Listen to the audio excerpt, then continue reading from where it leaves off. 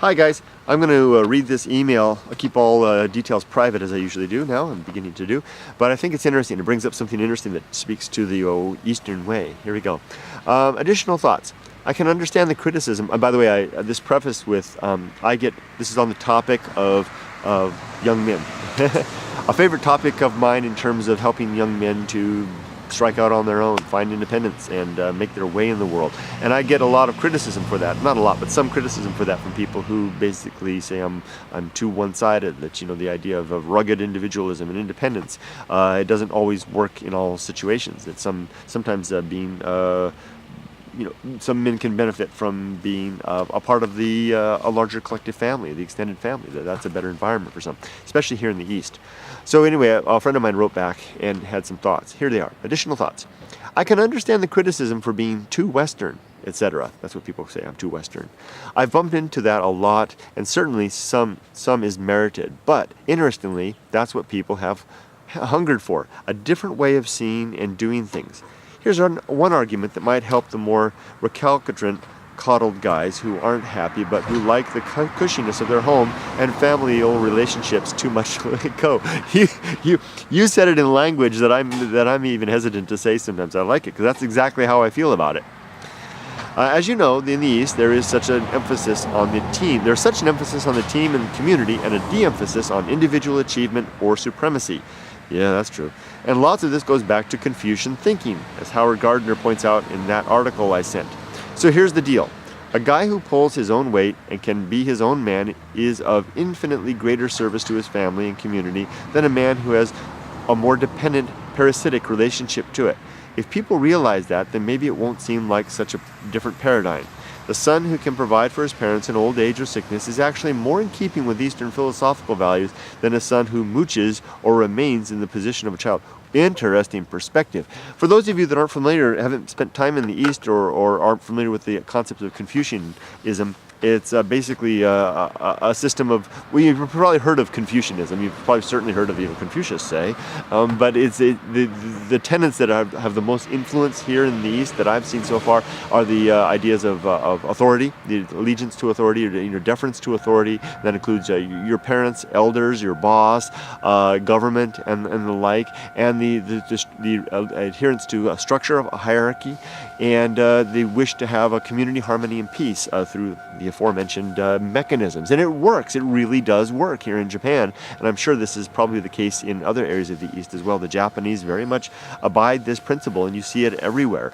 People, the getting achievement, advancement by age rather than merit, that's the whole name of the game here. And the best way to show filial allegiance and support as a son is to stay home and take care of the old folks when they get old.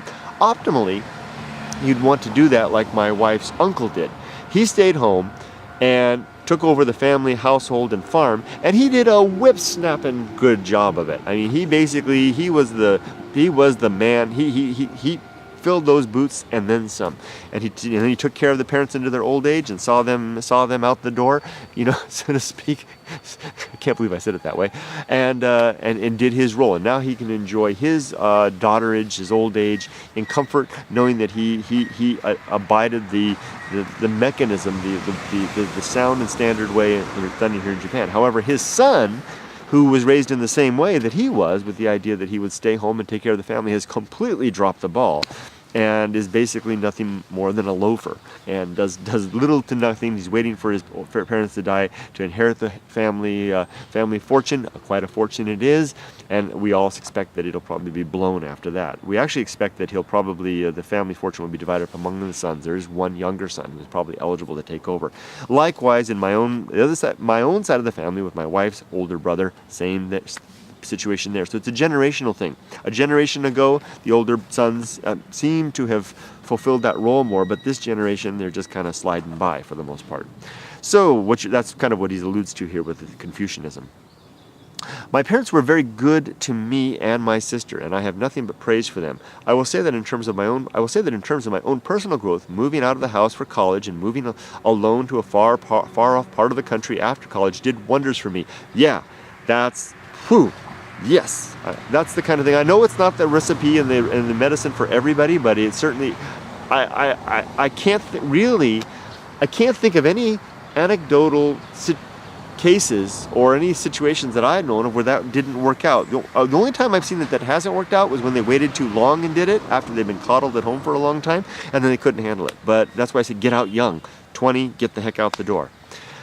It wasn't always easy. It wasn't always fun. But I can't help but feel that if I had chosen otherwise, my development as a human being would have been stunted. Likewise for me. I could go on. I won't tell the story now, my own story now, but my story was very similar, and I do feel the same way as well. The resulting efforts on my part with the Path of Wildness, everything I do on the LylesBrother channel, is all along those lines. As for people criticizing your religious views, their feelings can originate from a number of places. So we're on to another topic. So let's just pursue this. One, people who are legitimately concerned for your soul's welfare and final destiny, in other words, T-Bone.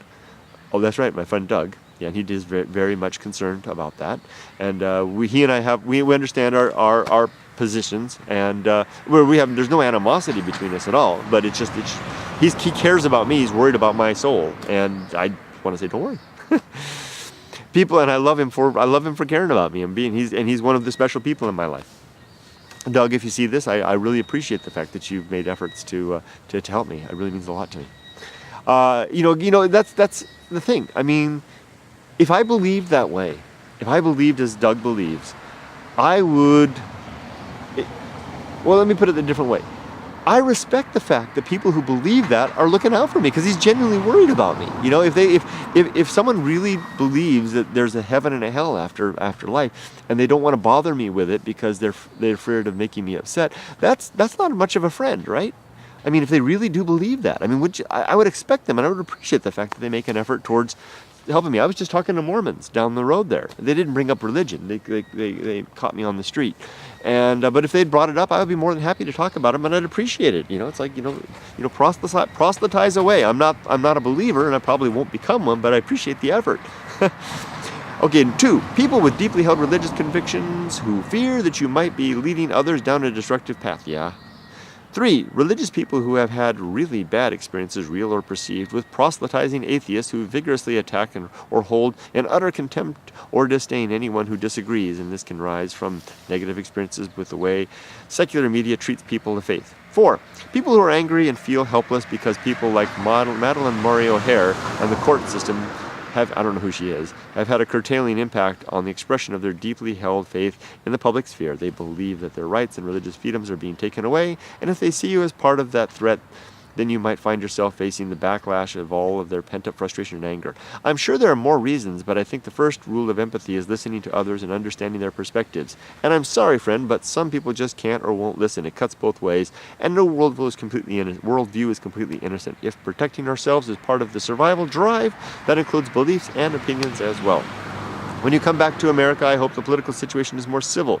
Things have been so polarized and nobody really considers others' viewpoints. It's all a game. The same sound bites and shouting matches are all over the internet and everywhere now, with precious little genuine dialogue or listening. It's much pleasanter just to disengage and take a nice long hike without all those extrinsic noises. well put ending. I like the happy face there at the end. So, I'll just go ahead and finish since you brought up the religion thing. I'll just finish with great points that you made. Those are the points. Those tend to be the points that people come at me with.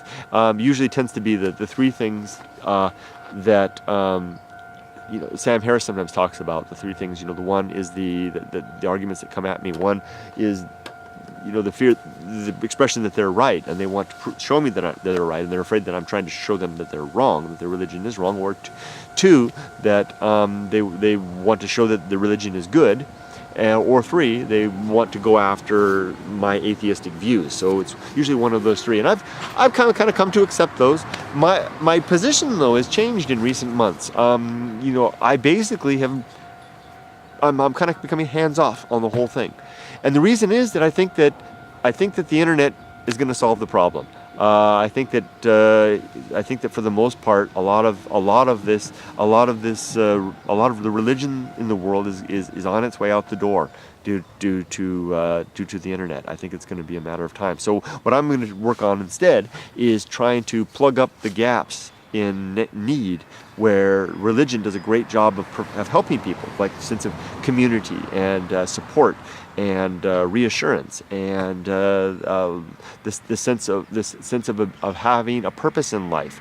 I'm going to work instead of trying to take the institutions down, as some atheists do. I'm not going to work on those lines. In fact, I'm not even going to talk about it very much. Instead, I'm going to try and work on creating structures of support that will be there for those who find themselves no longer having the faith and needing the stuff that religion gave them before. So my particular aim is young men. As you know, my friend, I have a particular interest in young men at the cusp of adulthood who are challenged with taking on life but afraid to step forward. That's the whole concept of the Path of Wildness. That's the whole concept of something I've just embarked on today with the help of a friend, the Sons of Grizzly project, which I'll be bringing out more information about that. The website was just created today. It's not officially out there yet. We've got a lot of work to do on it, but I'm going to try to create a rallying point for these men, these so many young men who contact me, and they're all in the same situation. They're 20 to 25 years old, had a challenging upbringing, and they're faced with a life ahead of them, and they're not sure what to do. They're alone. They're a little bit scared. They're not sure what to do or how to proceed. And I want to, with the help of others, maybe you can help me as well, David. I know that I just gave your name away, but I think that's okay. Who knows? Who knows how many Davids are out there? I maybe, and you're just the kind of person that your input, in any regard, with your input and your wisdom and your experience. I'm going to sign off for now, friends. And David, thank you for writing. I hope you don't mind that I said your first name, but I'm just kind of pulling back from the whole. I was doing these response videos and telling people names, but I'm just kind of pulling back from that because I don't know where the boundary lies. Okay, for me, it's all out there. I just throw it all out there. But what the heck? Others may not feel as comfortable with that. Take care, friend. I'm going to wave goodbye, woo, and say, there's a photo. Bye-bye.